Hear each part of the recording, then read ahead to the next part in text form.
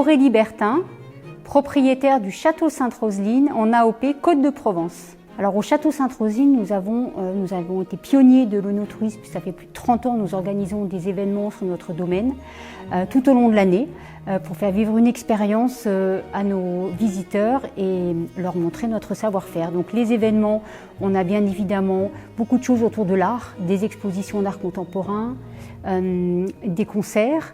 Nous avons aussi des journées à thème tout au long de l'année sur le thème de la truffe, de Noël, du sport automobile, mais aussi nous organisons depuis la fin du confinement des after-work, donc des soirées apéritives dans les parcs du château.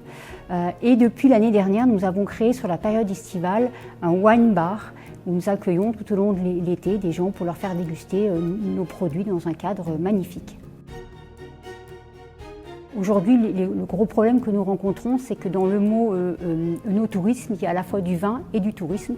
Donc premièrement, il n'y a pas vraiment de statut sur cet œnotourisme. Donc en fait, on ne sait jamais à qui on doit poser les bonnes questions. Est-ce qu'on dépend de la Chambre d'agriculture, du syndicat, du CIVP ou de la Chambre de commerce? Donc c'est toujours un peu compliqué. Et si on veut développer une réelle activité de restauration, c'est des démarches qui sont très lourdes puisqu'il faut faire un changement de destination et donc transformer un lieu agricole en lieu commercial avec un stécal. Et voilà, c'est des process qui sont très très longs, qui coûtent de l'argent. Donc voilà, on a des projets, mais on est un peu freiné parce que c'est vrai que c'est des process qui sont relativement longs.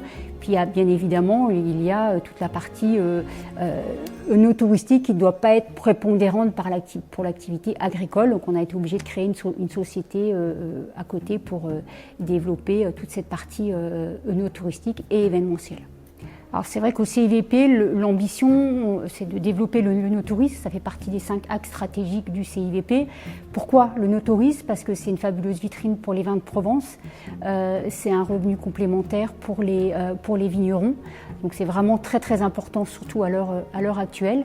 Et donc aujourd'hui, je pense qu'il y a beaucoup de vignerons qui ne vont pas dans l'œnotourisme parce qu'il y a beaucoup de démarches qu'il faut mener, des démarches administratives, des process qui sont longs. Donc c'est coûteux et en plus de l'activité agricole qui est demandeuse au quotidien, il y a toutes ces démarches à faire, les taxes aussi peut-être supplémentaires qui vont être engendrées par cette volonté d'aller vers l'œnotourisme. Donc voilà, il y a différents aspects au niveau fiscal, au niveau réglementaire et surtout liés au fait que nous sommes dans un régime agricole avec des contraintes et des limites. Alors déjà, j'aimerais que les politiques prennent conscience que l'œnotourisme, c'est peut-être ce qui va les sauver dans les années futures parce que c'est un revenu complémentaire dans une activité qui est en crise aujourd'hui. Alors peut-être un peu moins en Provence, heureusement, que dans les autres appellations. Donc j'aimerais qu'il y ait une simplification au niveau des démarches administratives, qu'il n'y ait qu'une porte d'entrée en fait. Je ne sais pas quel organisme peut prendre ça en charge, mais que le vigneron ait qu'un interlocuteur qui puisse être au courant de toutes les démarches qu'il faut faire.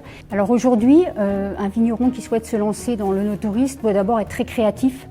Ce n'est pas une question de moyens, c'est une question d'idées et justement de développer des événements qui ne sont pas chronophages et qui ne nécessitent pas beaucoup d'investissement au départ.